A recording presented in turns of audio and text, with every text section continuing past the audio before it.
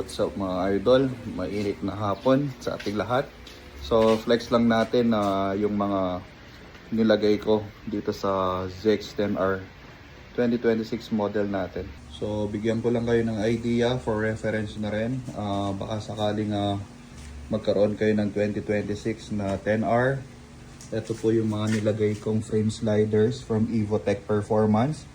So doon kasi sa description niya is up to 2025 model lang siya. Pero swak na swak siya sa 2026 model. Ito yung isa. Ayan siya. And nagdagdag na rin tayo dahil nga mabigat tong 10R na to. Ayan, naglagay tayo ng side stand enlarger. Ayan, CNC aluminum, heavy duty. Hindi siya umaalog. Swak na swak. Mga paddock spools. Yan, for Evotech Performance din. Naglagay tayo ng Loctite 243. Isa sa mga pinaka-importante pala yung radiator guard.